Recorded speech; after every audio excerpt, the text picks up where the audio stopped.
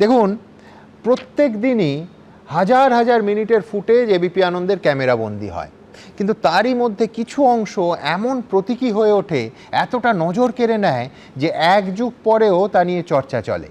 হাজার হাজার ফুটেজের মধ্যে তেমনই ফুটেজ ছিল হাজারদুয়ারির সেই ফুটেজটা, যে ফুটেজে দেখা গেছিল কেন্দ্রীয় বাহিনীর সশস্ত্র জওয়ানরা ভোটের দিন ঠিক যে সময় মুর্শিদাবাদ জুড়ে রক্ত ঝরছে, লাশ পড়ছে, তখন অন ডিউটি হাজারদুয়ারিতে হাওয়া খাচ্ছেন। ভাবতে পারেন, সেটা ছিল 2015 সালের পুরো ভোট। এই স্টুডিওতে বসে আপনাদের দেখিয়েছিলাম।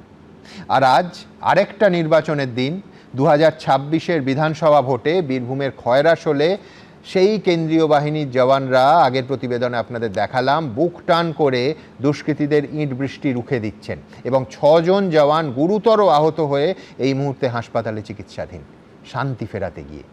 এই ভোটে এর আগে কিন্তু নির্বাচন কমিশন কর্তব্যে গাফিলতির জন্য একাধিক ক্ষেত্রে কেন্দ্রীয় বাহিনীর জওয়ানদের বিরুদ্ধে কঠোর ব্যবস্থা নিয়েছে। কখনো তৃণমূলের পার্টি অফিসে ঢুকে ক্যারাম খেলার জন্য, কখনো অন ডিউটি ঈদের নেমন্তন্ন খেতে চলে যাওয়ার জন্য।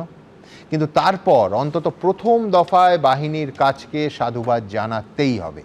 সেই জন্যই কি সমীর রাইচ, আমার পরের বক্তা, 10-এর মধ্যে 8 নম্বর দিয়েছেন নির্বাচন কমিশনকে?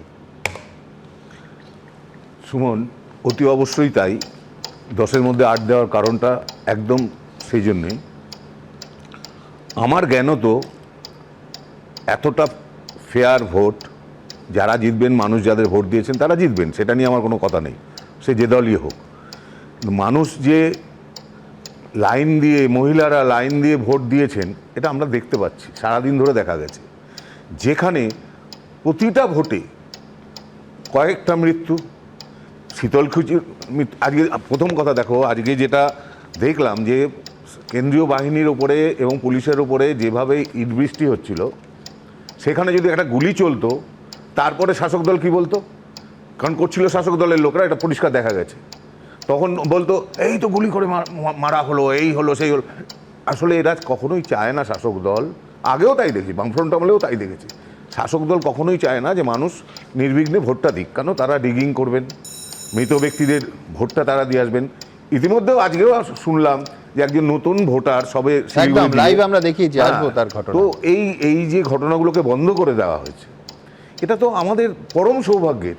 কেন ভারতবর্ষের অন্য কোনো রাজ্য, আমি বলবো কিছুটা হলেও ত্রিপুরাতে আছে, কিন্তু বাদবাকি রাজ্যগুলোতে, যেই বিহার নিয়ে আমরা এত কথা বলতাম, সেখানেও তো নির্বিঘ্নে ভোট হয়।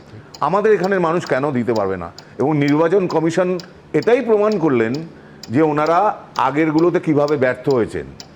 আজকে যেমন সার্থক হয়েছেন, এটাতে প্রমাণও করলেন আগেরগুলোতে কিভাবে ব্যর্থ হয়েছেন, কোথায় তাদের গলতি ছিল। দেখো, আমি সাধারণ মানুষ হিসেবে আমার খুব, এই যে বাইক বাহিনী রুখে দিয়েছে, মানে তুমি বলছো আজকের ঘটনা দেখিয়ে দিল যে এভাবেও ভোট করা যায়, অতি অবশ্যই, অন্তত এই চেষ্টাটা করা যায়, অতি অবশ্যই। এবং তাতে এটাও বুঝিয়ে দিল যে আমরা যদি আগের ভোটগুলোর একটু ফুটেজগুলো দেখি, যে তাহলে নির্বাচন কমিশনের কোথায় কোথায় খামতি ছিল। যেখানে দেখো, কোনো বাইক বাহিনীর আমরা কোথাও আজকে দেখিনি, কোথাও ওই যে জটলা পাকাচ্ছে, পুলিশ গিয়ে সেটাকে সরিয়ে দিয়েছে। এই যে স্টেপগুলো, এবং আমরা দেখেছি যে ড্রিঙ্কসের দোকান সমস্ত বন্ধ, বহু স্টেপ। সমিতা, তোমায় জানিয়ে রাখি, আমি লাইভেই দর্শকদের সকালে দেখিয়েছি যে একেবারে গ্রাম আটকে চেয়ার পেতে গ্রামের ভোটারদের বেরোতে না দেওয়ার চক্রান্ত ছিল, সেন্ট্রাল বাহিনী গিয়ে সমস্ত খালি করে। এইটাই দেখো, আমরা সাধারণ মানুষ হিসেবে কি আশা করতে পারি? আমরা তো চাই আমরা প্রত্যেকে যে যার ভোটটা দিতে।